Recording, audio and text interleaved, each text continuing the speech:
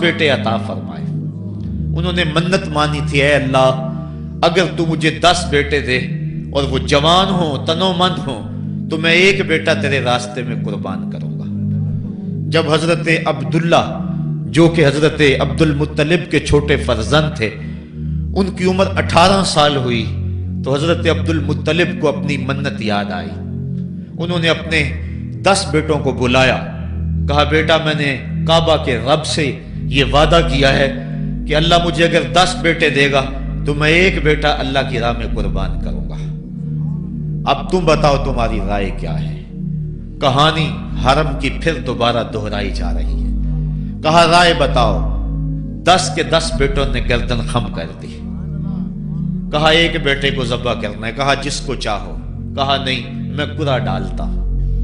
जब कुरा डाला तो हजरत अब्दुल्ला के नाम कुरा निकल आया। फरिश्ते फिर दम बखुद थे, मालिक तूने इसकी पुश्त में अमानत रखी है और आज इसको भी ज़ब्ह किया जाएगा। कायनात पर फिर कोहराम मचने लगा। हजरत अब्दुल मुत्तलिब आस्तीने चढ़ा रहे हैं, हाथ के अंदर छुरी है। ये खबर पूरे मक्के में फैल गई। सारे सरदार दौड़े आए। कहा अब्दुल मुत्तलिब ये रस्म तो ना डालो, इसका अदा करना मुश्किल हो जाएगा। कहा मैंने काबे के रब से ये मन्नत मानी थी और अल्लाह ने वो मन्नत पूरी कर दी। अब मैं तो जब कुरा निकाला तो मेरे इस फर्जंद के नाम कुरा निकल आया। मैं उस मन्नत को हर सूरत में पूरा करूंगा। लोग इकट्ठे हो गए, मन्नत समाजत कर रहे हैं, लेकिन हजरत सैयदुना अब्दुल मुत्तलिब हर सूरत में अपनी उस मन्नत को पूरा करने के लिए मुसिर हैं। फिर कहा कि हज्जाज की हर्राफा उसके पास चलते हैं और जाके उसके सामने ये मसला रखते हैं। बाज ने लिखा कि हजर की कहना के पास जाते हैं। बख्तलाफ रिवायात वो हिजाज की हर्राफा के पास पहुंचे। जब उसका पता किया तो वो खैबर में थी। तो उसके पास सारे सरदार इकट्ठे होके गए कि इस तरह हमारे सरदार ने मन्नत मानी थी, तो अब वो बेटे को ज़ब्ह करने के लिए तैयार है, तो तुम बताओ किस के बारे में हमें क्या करना चाहिए। उसने कहा कल आना, मेरा ताबी आएगा तो मैं उसे पूछूंगी, जो मुझे कहेगा मैं तुम्हें बता दूंगी। अगले दिन ये सरदार फिर उस हर्राफा के पास पहुंचे। उसने कहा कि मेरा ताबी आया था, पहले तुम ये बताओ कि तुम्हारे यहां किसी शख्स की दियत कितनी है, जो शख्स मकतूल हो उसकी दियत कातिल कितनी देता है। उन्होंने कहा 10 ऊंट। कहा जाओ फिर एक तरफ 10 ऊंट रखो और एक तरफ अब्दुल्ला का नाम रखो और कुरा डालो। अगर 10 ऊंटों की तरफ कुरा निकल आया तो 10 ऊंट ज़ब्ह कर देना, और अगर अब्दुल्ला की तरफ नाम निकल आया फिर दोबारा 10 ऊंट इधर और रखना, 20 रखना, और इस तरह ऊंट 10-10 बढ़ाते जाना। जब कुरा अब्दुल्ला के नाम से हटकर ऊंटों की तरफ निकला तो फिर उतने ऊंट ज़ब्ह कर देना। मेरे ताबी ने यही हल बताया है। कहा ठीक। आए और आके सारी बात सुनाई। 10 ऊंट एक समत रखे गए और हजरत अब्दुल्ला का नाम एक समत रखा गया। जब कुरा निकाला तो हजरत अब्दुल्ला के नाम निकला। फिर 20 ऊंट रखे गए। फिर कुरा निकाला तो हजरत अब्दुल्ला के नाम निकला। फिर 30 ऊंट रखे गए। कुरा हजरत अब्दुल्ला के नाम निकल रहा है। 40 ऊंट रखे गए, 50 रखे गए, 60, 70, यहां तक के 100 ऊंट रखे गए। 100 ऊंट जब इधर हो गए, अब कुरा निकाला तो ऊंटों के नाम निकल आया। सारे खुश हो गए कि अब कुरा ऊंटों के नाम निकल आया, अब्दुल्ला की जान बच गई। लेकिन हजरत अब्दुल मुत्तलिब फरमाने लगे कि मैं ऐसा नहीं करूंगा। कहा क्या करोगे? कहा एक मर्तबा निकला है, 3 मर्तबा कुरा डालो। अगर तीनों मर्तबा अब्दुल्ला के नाम की बजाय ऊंटों के नाम निकला तो फिर मैं समझूंगा कि अल्लाह की तरफ से यही मर्जी है, वरना मैं अपने बेटे की गर्दन पे छुरी रख दूंगा। अल्लाह अकबर। मक्के के अंदर सरदार भी दुआएं मांग रहे हैं। अल्लाह अकबर। उम्मे ऐमन भी दुआ मांग रही है। मक्के के पर्वत दुआएं मांग रहे हैं। कायनात का जर्रा जर्रा दुआएं मांग रहे हैं। कुरा जब डाला गया तो दूसरी मर्तबा भी कुरा ऊंटों के नाम निकला। अब तीसरी मर्तबा जब कुरा डाला गया तो हर एक का दिल धड़क रहा है। حضرت عبد المطلب تیار ہیں، کہا اگر تیسری مرتبہ بھی قرہ اونٹوں کے نام نہ نکلا تو میں اپنے بیٹے کی گردن پہ چھری پھیروں گا، چونکہ میں نے کعبے کے رب سے منت مانی ہوئی ہے۔ جب تیسری مرتبہ قرہ ڈالا گیا تو وہ بھی اونٹوں کے نام نکلا، 100 اونٹ ذبح کر دیے گئے۔ حضرت عبداللہ جو کہ حضور کی امانت کے امانت دار تھے، ان کی زندگی محفوظ ہوئی۔ حضور علیہ السلام فرمایا کرتے تھے آنا ابن الذبیحین، لوگوں میں 2 ذبیحوں کا بیٹا ہوں، ایک ذبیح اسماعیل علیہ السلام ہے اور ایک ذبیح میرے والد حضرت عبداللہ رضی اللہ تعالیٰ عنہ۔ جلدی سے حضرت عبداللہ کی شادی کی گئی۔ حضرت آمنہ سلام اللہ علیہا آپ سے نکاح ہوا، شادی کو ابھی چند ماہ ہی گزرے تھے کہ حضرت عبداللہ رضی اللہ تعالی عنہ شام کی طرف تجارت کی غرض سے گئے۔ واپس جب مدینہ طیبہ پہنچے تو ان کی طبیعت خراب ہو گئی، تو وہ چند لمحے چند دن وہاں رک گئے، قافلہ بھی رکا لیکن طبیعت سنبھل نہیں رہی تھی، قافلے والے انہیں وہاں چھوڑ آئے اور واپس آ گئے۔ کچھ دنوں کے بعد خبر پہنچی کہ حضرت عبداللہ رضی اللہ تعالیٰ عنہ کا مدینے میں انتقال ہو گیا ہے۔ حضور علیہ السلام شکم مادر میں، فرشتوں نے کہا مالک تیرے نبی تو شکم مادر میں یتیم ہو گیا، اے اللہ تیرا نبی تو شکم مادر میں یتیم ہو گیا۔ آواز آئی آنا حافظہ و آنا ناصرہ و آنا کافلہ، تم کیوں پریشان ہوتے ہو، میں اس کی حفاظت بھی کروں گا، اس کی مدد بھی کروں گا، اس کی کفالت بھی کروں گا۔ حضرت آمنہ سلام اللہ علیہا کے دل میں یہ خیال تھا کہ میں اپنے شوہر نامدار جس کے چہرے کو ابھی میں نے جی بھر کے دیکھا بھی نہیں تھا اس کی قبر پہ جاؤں، لیکن جو امانت تھی اس امانت کے تقاضے ان کو اس سفر سے روکتے رہے، حتیٰ کہ حضور کی ولادت ہوئی۔ آقا کریم کی عمر جب 6 سال ہوئی تو اب ان کے دل میں یہ جذبے اور یہ احساس اجاگر ہوا اور یہ جذبہ بڑھ گیا کہ میں جاؤں اور اپنے شوہر نامدار کی قبر پہ حاضر ہوں۔ حضرت آمنہ سلام اللہ علیہا آپ اپنے نونہال فرزند کو لے کر ام ایمن جو کہ حضرت عبداللہ کی کنیز تھیں ان کو لے کر آپ پہنچے مدینہ المنورہ۔ کچھ عرصہ گزارا، اللہ کے محبوب علیہ السلام کو کسی یہودی نے دیکھا تو اس نے یہ خبر گرم کر دی کہ وہ جو موعود نبی ہے جس کا وعدہ ہماری سابقہ کتابوں میں ہے وہ یہی ہے۔ لوگ جوق در جوق دیکھنے آنے لگے تو حضرت آمنہ پریشان ہوئی اور جلدی سے وہ مکے کی طرف عازم سفر ہوئی۔ ابھی مکے سے 150 کلومیٹر کا فاصلہ باقی تھا کہ ابوا کے مقام پر حضرت آمنہ سلام اللہ علیہا کو سخت بخار ہو گیا اور حضرت آمنہ سمجھی کہ یہ میرا بخار جان لیوا ثابت ہوگا، تو انہوں نے ام ایمن کو بلایا، کہا لگتا ہے کہ یہ بخار میری موت کا باعث بنے گا، میں تمہیں وصیت کرتی ہوں کہ میرے بیٹے کو بحفاظت امیر قریش عبد المطلب تک پہنچا دینا۔ اور اس کے بعد حضور کو حضرت آمنہ نے بلایا، اپنے سامنے بٹھایا، سر پہ ہاتھ رکھا۔ حضرت آمنہ حضور سے کچھ باتیں کرنا چاہ رہی تھی۔ وادی ابوا کے اندر یہ منظر بڑا دلگداز تھا۔ حضرت آمنہ نے اب حضور کے سر پہ ہاتھ رکھا اور روتے ہوئے کہا، آنکھیں چھلکنے لگی، کہا بیٹا ہر نئی چیز نے پرانی ہو جانا ہے اور ہر باقی نے فنا ہو جانا ہے، میں بھی جا رہی ہوں، وذکر باک و ولد تو تہرا، لیکن سنو میرا ذکر نہیں مٹے گا، میں تیرے جیسا پاکیزہ بیٹا چھوڑ کے جا رہی ہوں۔ یہ آخری لفظ تھے حضرت آمنہ سلام اللہ علیہا کے۔ اس کے بعد حضرت آمنہ سلام اللہ علیہا آخری ہچکی لی اور حضور سے ماں بھی جدا ہو گئی۔ آقا کریم علیہ السلام نے اپنی والدہ کو وہاں دفن کیا، ام ایمن کے ساتھ مل کے جیسے بھی ہو سکا۔ وہ کیا کسی نے کہا تھا تجھے کن پھولوں سے ہم کفن دیں، تو جدا ہی ایسے موسموں میں ہوا جب درختوں کے ہاتھ پھولوں سے خالی تھے۔ آقا کریم کی آنکھیں چھم چھم برس رہی ہیں۔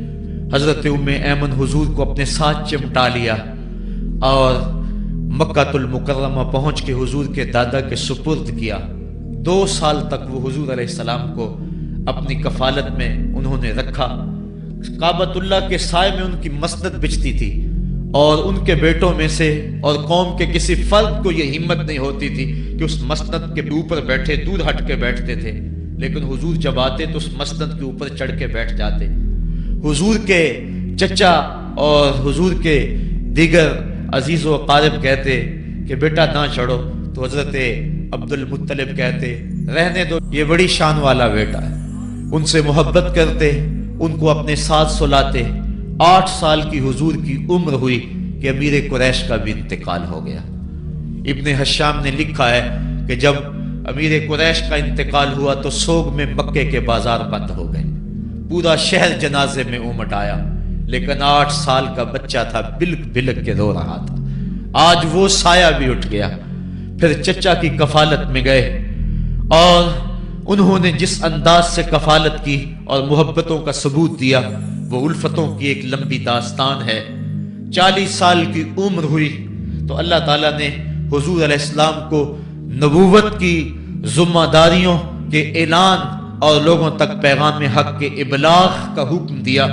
آقا کریم علیہ السلام جب پیغام حق لے کر میدان میں آئے تو گلی کوچوں اور بازاروں کے اندر مخالفتیں، نکتہ چینیاں، ناموافق حالات کے جکڑ اور مخالفتوں کی آندیاں چلنے لگیں۔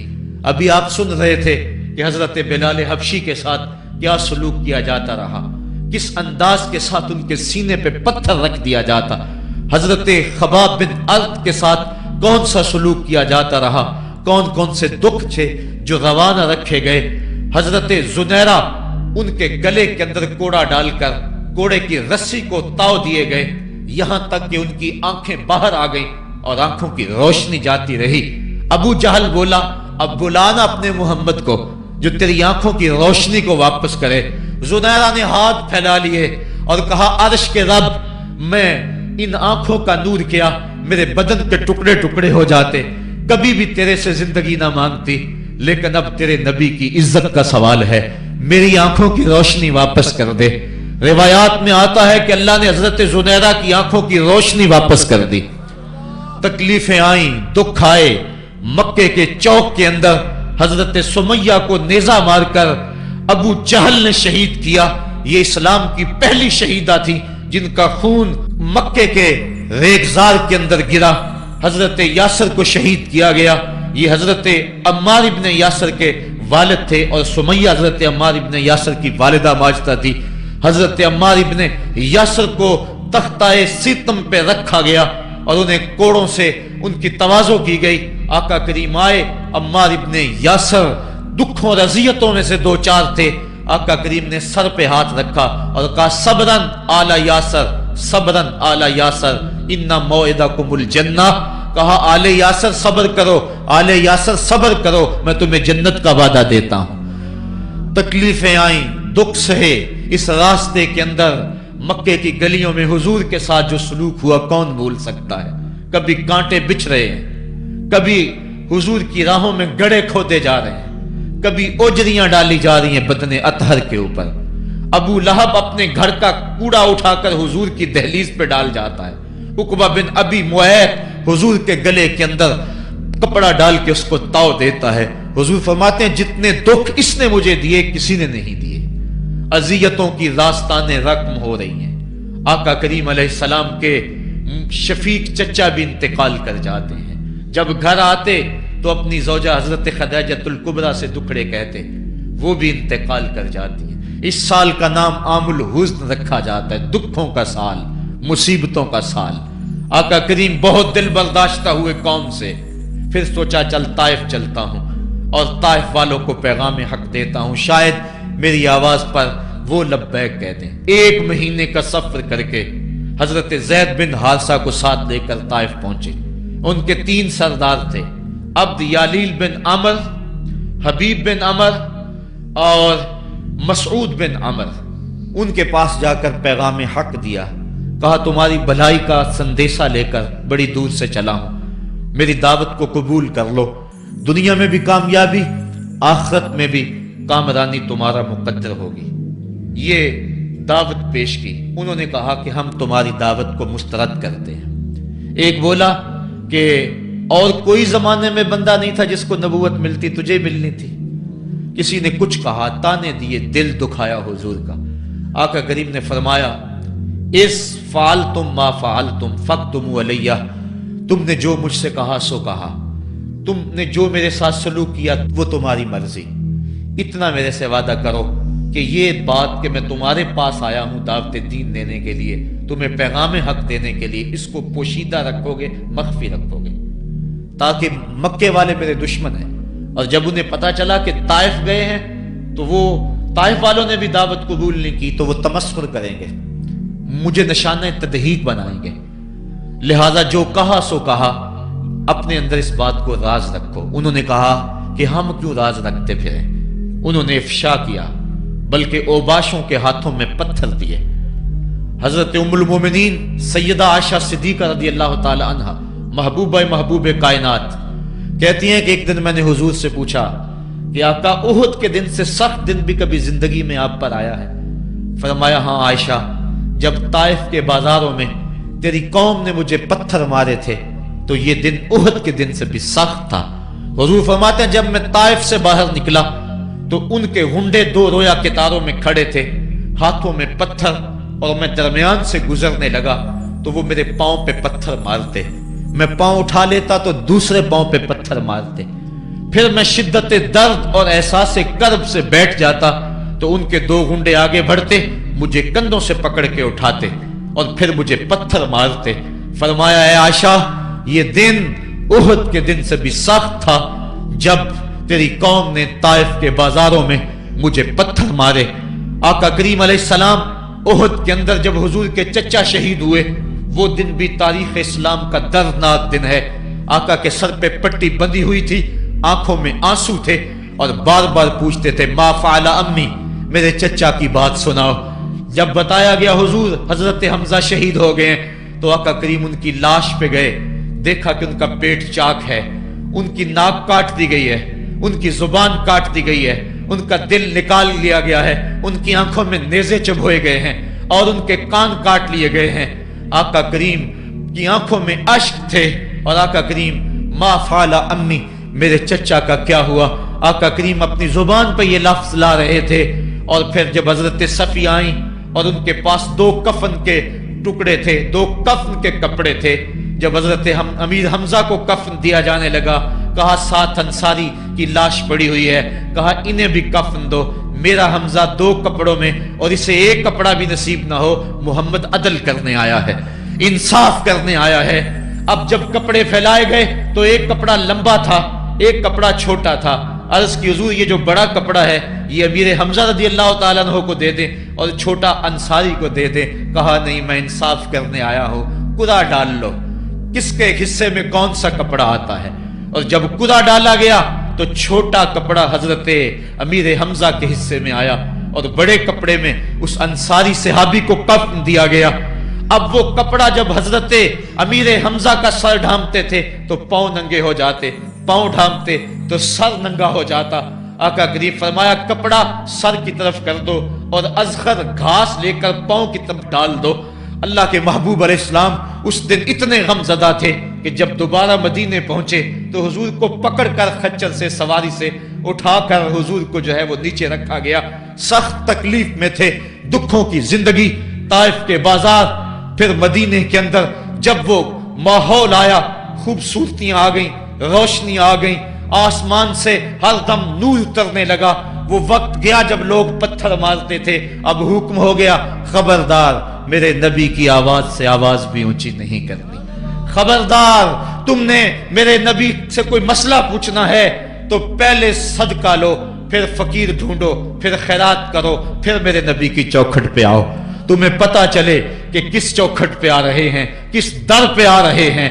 آقا کریم علیہ السلام اس ماحول کے اندر گھر میں خوش ہیں، آنگن میں خوشیاں ہیں، پھول کھلے ہوئے ہیں. حضرت ابراہیم علیہ السلام حضور کے شہزادے حضور کی ران پہ بیٹھے ہوئے ہیں. حضرت امام حسین بھی دوڑتے دوڑتے آئے اور وہ بھی حضور کی ایک ران پہ بیٹھ گئے. حضور کبھی حسین کو دیکھتے ہیں، کبھی اپنے فرزند کو دیکھتے ہیں، کبھی حسین کو دیکھتے ہیں، کبھی حسین کے ماموں کو دیکھتے ہیں۔ حضرت ابراہیم اور حضرت امام حسین رضی اللہ تعالیٰ عنہ دونوں کو دیکھ کر اللہ کے محبوب خوش ہو رہے ہیں۔ فرشتہ نے اذن مانگا، آقا کریم نے اذن دیا۔ اس نے عرض کی حضور ان دو میں سے ایک کا اختیار ہے، ایک کو ایک کے بدلے میں قربانی دینا ہوگی۔ اب قربانیوں کی وہ حرم سے جو داستان چلی تھی وہ تسلسل ٹوٹنے نہیں پا رہا ہے، وہ تسلسل جاری ہے۔ حضور نے ایک نظر حضرت ابراہیم کو دیکھا اور پھر ایک نظر حضور نے حضرت امام حسین کو دیکھا، پھر حسین کو پکڑ کے سینے سے لگایا اور کہا میں اپنے اس بیٹے کو قربان کر رہا ہوں۔ چند دن کے بعد حضرت ابراہیم کا انتقال ہوا۔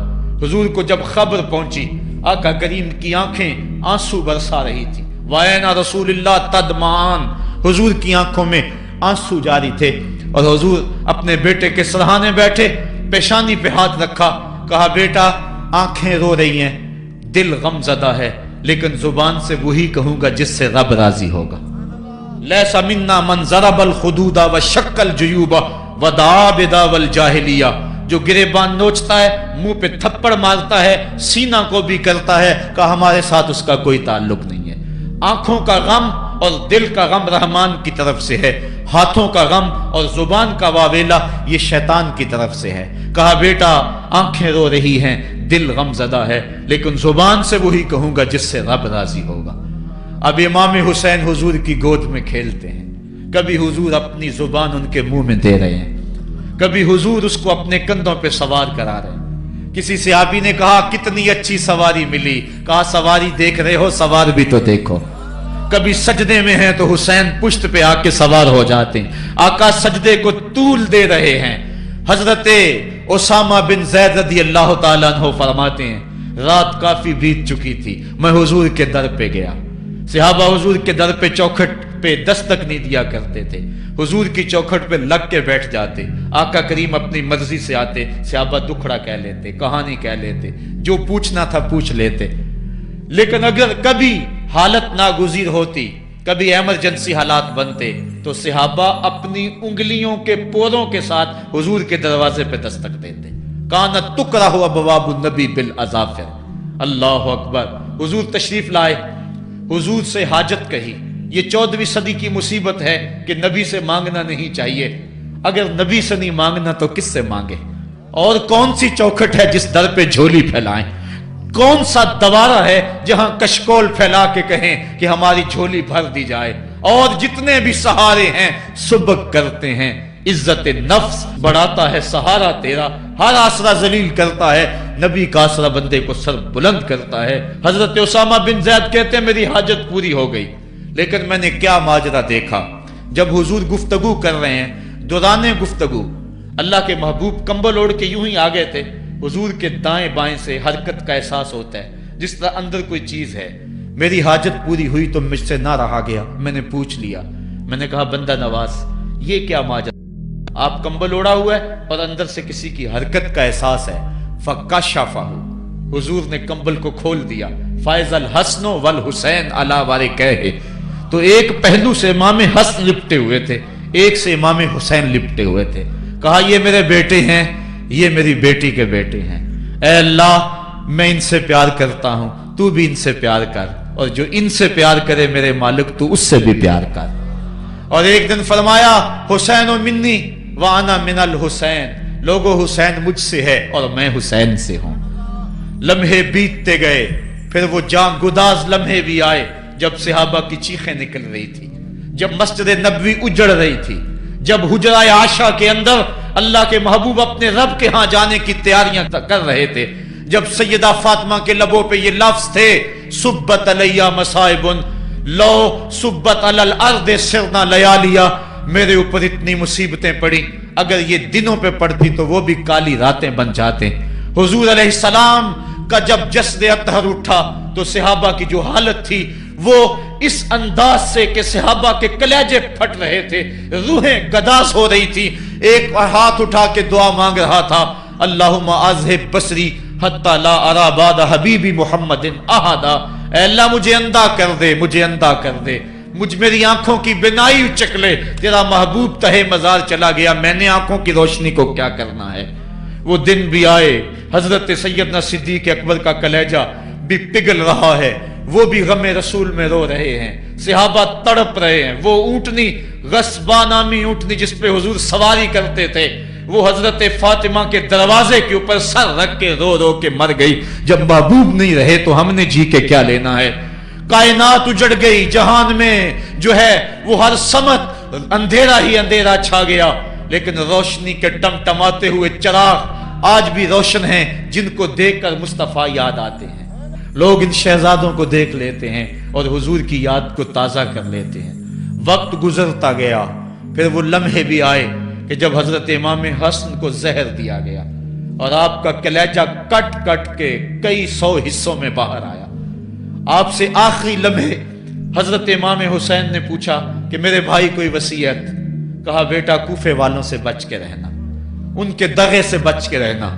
لمحے بیت گئے، 60 ہجری کو یزید تخت نشین ہوا، تخت نشین ہو گیا تھا، لیکن اس نے یہ چاہا کہ حضرت امام حسین رضی اللہ تعالی عنہ میرے لیے بیعت کر لیں، اور اس نے مدینے کے گورنر ولید بن عقبہ کو خط لکھا، اور خط کا مضمون یہ تھا کہ امام حسین کو بلاؤ اور میرے لیے بیعت لو، اور اگر وہ بیعت نہیں دیتے تو اس خط کے جواب کے ساتھ ان کا سر بھیج دو۔ ولید بن عتبہ محب اہل بیت تھا، اس نے رات کی کافی تاریکی کے اندر حضرت امام حسین رضی اللہ تعالیٰ عنہ کو پیغام بھیجا۔ حضرت امام حسین نے حضرت عبداللہ ابن زبیر سے مشورہ کیا، انہوں نے کہا اس وقت گورنر کا بلانا خیر نہیں، صبح جائیں گے۔ آپ فرمایا نہیں میں بھی جاتا ہوں۔ کچھ سواروں کو ساتھ لیا، کہا تم باہر کھڑے ہو جانا دارالامارت کے، اگر میں آواز دوں تو تم دوارے پلانگ کے اندر آ جانا۔ ولید بن عتبہ کے پاس امام حسین پہنچے، آپ نے کہا کہ سناؤ کیا معاملہ ہے؟ تو اس نے کہا کہ یہ خط ہے جو یزید نے بھیجا ہے۔ آپ نے فرمایا کہ میں صبح بتاؤں گا۔ ولید بن عتبہ نے کہا ٹھیک ہے۔ امام حسین پلٹنے لگے تو مروان بن حکم جو پاس بیٹھا ہوا تھا گورنر کے، کہنے لگا یہ چلے گئے تو دوبارہ ہاتھ نہیں آئیں گے، اب موقع ہے، اب ان کو پکڑ لو اور ان سے زبردستی بیعت لے لو۔ یہ بات حضرت امام حسین کے کانوں میں پڑی، آپ پلٹے، نیام سے تلوار نکالی، حیدری کچھار سے محمدی شیر نکل آیا، اور حضرت امام حسین رضی اللہ تعالیٰ عنہ نے اس وقت جو جملے کہے، تاریخ کے اوراق کے اندر وہ جملے محفوظ ہیں۔ حضرت امام حسین نے کہا ایھا الامیر، اے امیر تو جانتا نہیں ہم کون ہیں؟ انا معدن الرسالہ و مہبط الوحی و مختلف الملائکہ، میں وہ ہوں جس کے گھر میں جبریل آتا تھا، ہمارے گھر میں وحی اترتی رہی ہے۔ وَيَزِيدُ بْنُ الْمُعَاوِيَةِ رَجُلٌ فَاسِقٌ فَاجِرٌ قَاتِلُ النَّفْسِ مُعْلِنٌ بِالْفِسْقِ شَارِبُ الْخَمْرِ وَمِثْلُنَا لَا يُبَايِعُ، کہا اور یزید شرابی ہے، یزید مسلمانوں کا قاتل ہے، یزید فاسق مولن ہے، اے امیر میرے جیسا شخص چھپ کر بیعت نہیں کر سکتا۔ اللہ اکبر۔ حضرت امام حسین نے جب یہ بات کہی، جو باہر لوگ کھڑے تھے وہ بھی چاقو چوبند ہو گئے۔ اس نے کہا حضور آپ جائیے۔ مروان مشورے دیتا رہا، لیکن حضرت امام حسین کو گورنر مدینہ نے کہا کہ آپ جائیے۔ حضرت امام حسین رضی اللہ تعالیٰ عنہ واپس پلٹے۔ حضرت امام حسین کی ہمشیرہ سیدہ زینب انتظار کر رہی تھی بھائی کا۔ پوچھا کیا ماجرا ہے؟ کہا حالات بگڑ گئے، اب ہمارا مدینے میں رہنا محال ہے، صبح سحری سے قبل شہر مدینہ چھوڑ دیں۔ اللہ اکبر، ورنہ ہمارے خون سے نبی کا حرم لالا زار بنے گا۔ حضرت امام حمام رضی اللہ تعالیٰ عنہ نے اہل بیت کی مشاورت سے یہ فیصلہ کر لیا۔ کجاوے کسے جانے لگے، سامان تیار ہو گیا۔ حضرت محمد بن حنفیہ کو کہا کہ تم یہاں رہو اور تم خبر پہنچانا کہ پیچھے کیا ماجرے ہوتے ہیں، اور مکے کی طرف میں سفر کر رہا ہوں۔ کہانی لمبی ہو رہی ہے اور وقت کے دامن میں اتنی گنجائش نہیں ہے کہ پھر کس طرح شہر مدینہ چھوڑا ہوگا۔ حاجی جاتے ہیں 8 دن اور 8 دن کے بعد مدینہ چھوڑتے ہیں۔ ان سے کوئی پوچھو کہ مدینہ چھوڑنا کتنا مشکل ہے، وہ کیا کسی حاجی کو لوگ مبارک دے رہے تھے؟ اس نے کہا تھا مبارک دے رہے ہو دوستو حج و زیارت کی، میرا غم بھی تو دیکھو، میں مدینہ چھوڑ آیا ہوں۔ جو 8 دن مدینہ رہتا ہے اس سے مدینہ چھوڑا نہیں جاتا جس کی ولادت مدینے میں ہوئی، جو کھیلتا تھا تو مدینے کی گلیوں میں، جس کے گھر کا دروازہ مسجد نبوی میں کھلتا تھا، اس حسین کو مدینہ چھوڑنا قیامت ہوگی۔ شہر مدینہ چھوڑا، حضرت امام حسین رضی اللہ تعالیٰ عنہ مکہ المکرمہ پہنچے، وہاں رمضان گزرا، حالات وہاں بھی بگڑتے گئے، مسلسل خط آتے رہے کوفے سے۔ کہانی طویل ہے۔ 8 ذو الحج کو حضرت امام حسین رضی اللہ تعالی عنہ کوفے کی طرف عازم سفر ہوئے۔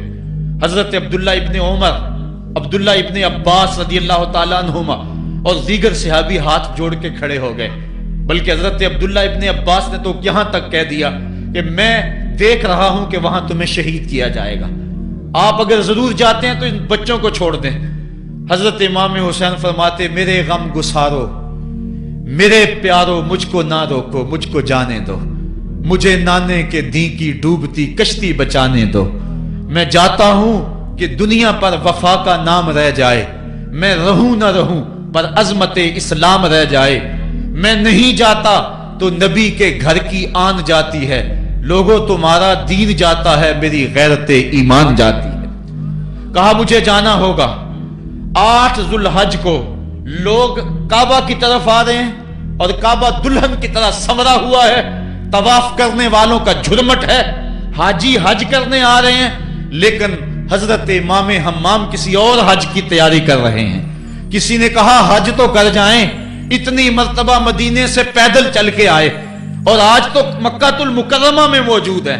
کہا پیچھے ہٹو، جو حج میں کرنے جا رہا ہوں وہ نوکھا ہوگا، وہ نرالا ہوگا، تم بھی طواف کرو گے، میں بھی طواف کروں گا، تم طواف کعبۃ اللہ کا کرو گے اور میں خیموں کا طواف کروں گا، ایک حج تمہارا ہے، ایک حج میرا ہے، تم بوسے لوگے کس کے حجر اسود کے، میں اپنے فرزند کا منہ چوموں گا۔ لوگوں ایک طواف تمہارا ہوگا، ایک طواف میرا ہوگا، تم آب زمزم پیو گے، میں پیاسا رہوں گا، اور تم کبھی صفا پہ کبھی مروہ پہ دوڑو گے، میں کبھی علی اکبر کی لاش اٹھانے جاؤں گا، کبھی میں قاسم کی لاش اٹھانے جاؤں گا، کبھی اون و محمد کے تڑپتے ہوئے لاشوں کو اٹھانے جاؤں گا۔ لوگوں ایک حج تمہارا بھی ہے، ایک حج میرا بھی ہے، جب تم حج کر لو گے تمہاری سائی مکمل ہو جائے گی تو تم سر مڈا کے حرام کھول دو گے، اور جب میری سائی مکمل ہو جائے گی تو میں سر کٹا کے حرام کھول دوں گا۔ تم سفید احرام پہنو گے، میں سرخ احرام پہنوں گا، اور وہ حج قیامت تک کے آنے والے حجوں کی آبرو ہوگا۔ حسین اگر نہ شہید ہوتا تو آج گھر گھر یزید ہوتا، اسلام کی عظمت عیاں نہ ہوتی، خدا کے گھر میں اذان نہ ہوتی، بار الہا نوحہ سناتا پھرتا، تا روز جزا اشک بہاتا پھرتا، امداد نہ کرتے اگر کربلا میں حسین، اسلام تیرا ٹھوکریں کھاتا پھرتا۔ کربلا کی تپتی ہوئی ریگزار میں حضرت امام حسین نے جبر و ظلم کے خلاف جس قوت سے کھڑے ہو کر عظیمت کی داستان رقم کی۔ 10 محرم کا دن تھا، جمعے کا یوم سعید تھا، بھیچ کربلا کے میدان میں دوپہر کے وقت جب نبی کا خاندان اجڑ رہا تھا، ایک ایک کلی اس چمن کی کٹ رہی تھی، 72 افراد 22,000 کے لشکر جرار کے مقابلے میں کھڑے تھے۔ وہ یزید جس نے اس کے علاوہ بھی بڑے جرم کیے، جس نے جو ہے وہ 1700 صحابہ کو مکہ المکرمہ میں شہید کیا، جس نے 700 حفاظ کرام کو شہید کیا، جس نے حضرت ابو سعید خضری کی داڑھی نوچ لی، جس نے مدینے کے اندر مسجد نبوی کے اندر گھوڑے باندھے، جس نے جو ہے وہ 3 دن تک مسجد نبوی کے اندر اذان نہ ہونے دی، وہ یزید آج کربلا کے تپتے ہوئے ریگزار کے اندر آل رسول کے ساتھ ظلم کی وہ داستان رقم کر رہا تھا کہ قیامت تک آنسو سسکیاں نہیں تھمنے پائیں گی۔ یزید مر گیا، اس کا نام مٹ گیا، اس کا تشخص مٹ گیا، لیکن حسین کا نام آج بھی زندہ ہے، اس کا پیغام آج بھی زندہ ہے۔ یہ ہزاروں کا مجمع، یہ امٹتے ہوئے محبتوں کے جذبات، یہ آنکھوں کا آنسوؤں کا خراج دینا، کیا یہ حسین ابن علی کی زندگی کی دلیل نہیں ہے؟ کون ہے جو یزید کا نام لیتا ہو؟ آج اگر کوئی یزید کا نام لیتا بھی ہے تو سر جھکا کے لیتا ہے۔ میں کہتا ہوں کیسا تمہارا لیڈر ہے جس کا نام لینے سے قبل شرمندہ ہوتے ہو، جس کا نام لیتے ہوئے شرمندہ ہوتے ہو، جس کا نام لینے کے بعد پسینہ پسینہ ہوتے ہو۔ تم اپنے قائد اور لیڈر کا نام لیتے جھجکتے ہو، گردن جھکا کے دائیں بائیں دیکھ کے نام لیتے ہو، اور جب ہم نام اپنے آقا کا لیتے ہیں سر اٹھا کے لیتے ہیں۔ اے حسین ابن علی تم پر سلام۔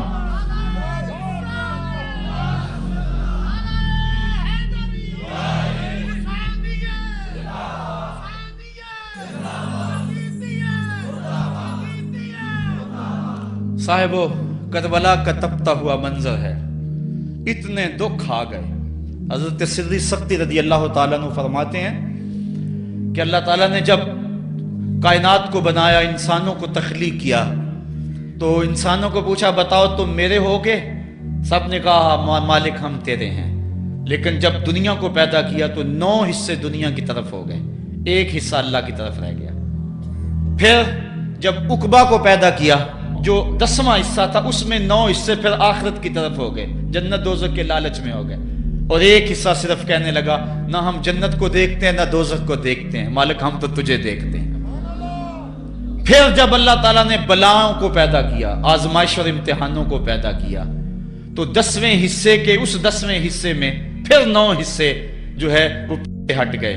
1 حصہ ایسا تھا جس نے گردن جھکا کے کہا زمین و آسمان کی بلائیں بنا کے ہمارے گلے کا توق بنا دے، تیرے راستے سے نہیں ہٹیں گے۔ کربلا کے تپتے ہوئے ریگزار میں وہ منظر رقم ہونے والا ہے۔ ایک قربانی منا میں ہوئی تھی، غریب و سادہ اور رنگی ہے داستان حرم، نہایت اس کی حسین اور ابتدا ہے اسماعیل۔ وہاں دمبا آ گیا، آگے 100 اونٹ آ گئے، اور آج اللہ اکبر، حضرت امام حسین کربلا کے تپتے ہوئے ریگزار میں 22,000 کے لشکر کے سامنے کھڑے۔ کہا لوگو میرا حق پہچانو، میرے خون سے اپنے ہاتھ نہ رنگو، مجھے پہچانتے ہو کہ میں کون ہوں؟ کہا لوگو جلدی نہ کرو، میرے حق کو پہچانو۔ اس وقت روئے زمین پر کسی نبی کی بیٹی کا بیٹا موجود نہیں ہے، لوگو میرے راستے سے ہٹ جاؤ اور میرے خون سے اپنے آپ کو ابدی بدبختیوں کا شکار نہ کرنا۔ بلکہ آپ نے نام لے لے کے فرمایا کہ اے زید بن حارث، اے ابن دبی، اے ابن جبیر، اے فلاں فلاں، نام لے کر کہا تم نے خود ہی خط لکھے تھے؟ انہوں نے کہا ہم خط نہیں لکھے۔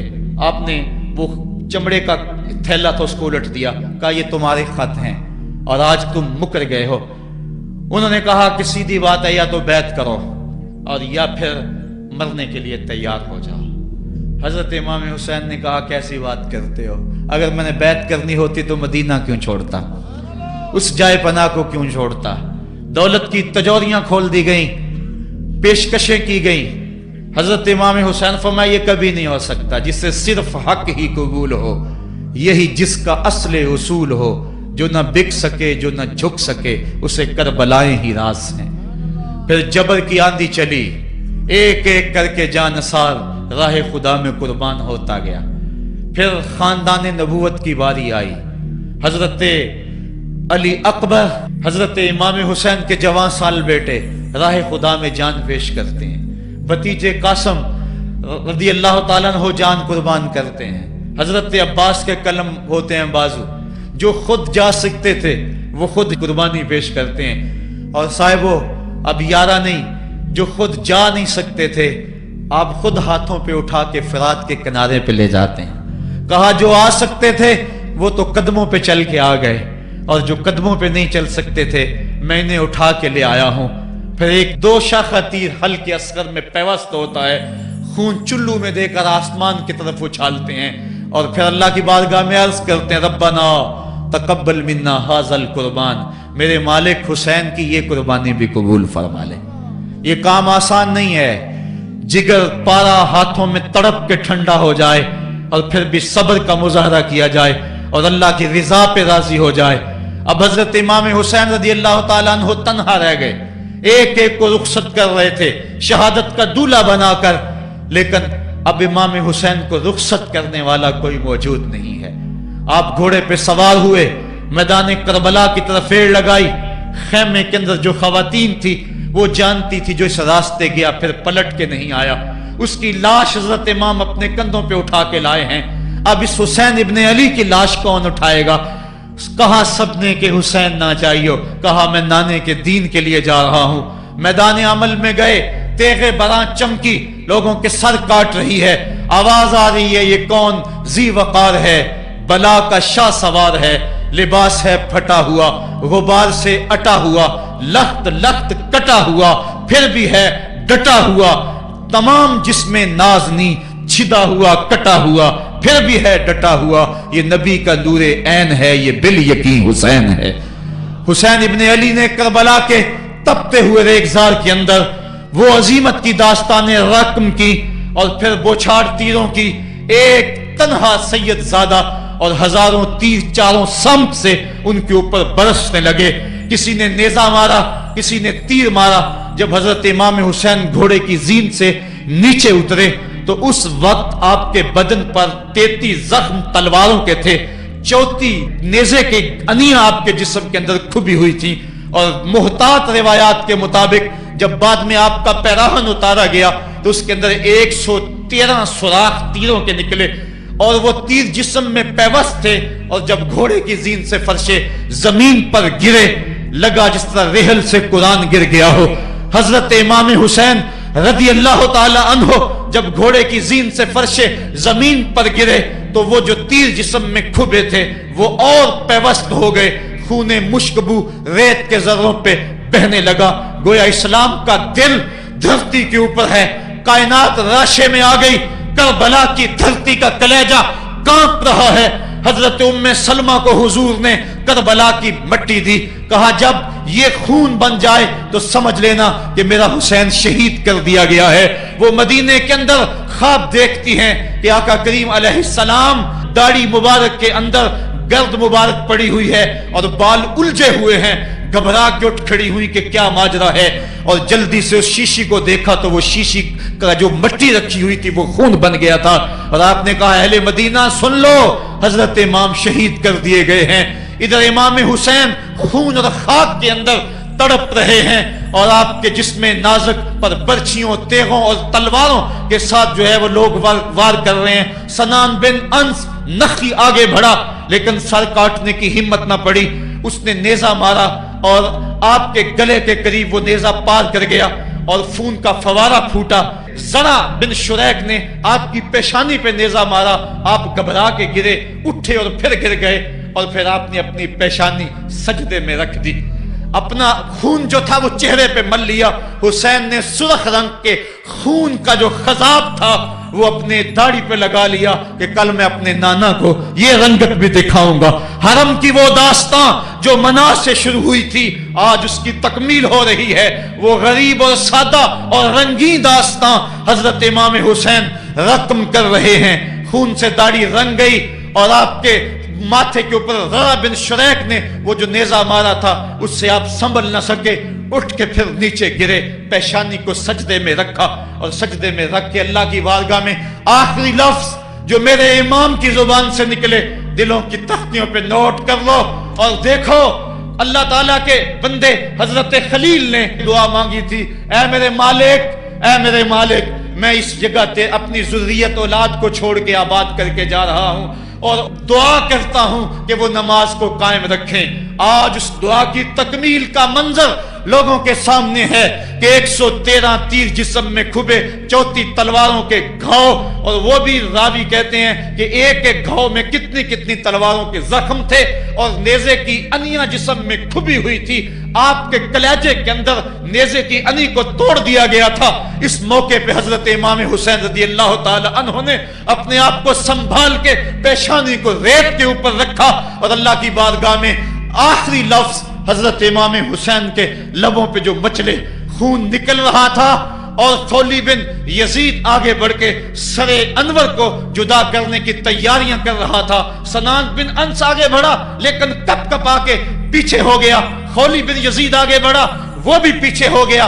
फिर शिमर आया और शिमर आपके जिस्म नाजुक के ऊपर बैठ गया। हजरत इमाम हुसैन ने जब देखा तो इसके बदन के ऊपर बरस के फुलपैरी के निशान थे। तो हजरत इमाम हुसैन की जुबान से निकला, सदकल्लाहु व सदक रसूलुल्लाह, मेरे आका मेरे अल्लाह ने सच कहा। उसने कहा क्या सच कहा? कहा एक दिन मैं हुजूर की खिदमत में हाजिर था तो हुजूर ने फरमाया था मैं देख रहा हूं एक चतकबरा कुत्ता मेरी औलाद के खून में मुंह मार रहा है। आज मैं देख रहा हूं कि मुस्तफा करीम का वो फरमान जो है वो पूरा हो रहा है। वो गुस्से में आया।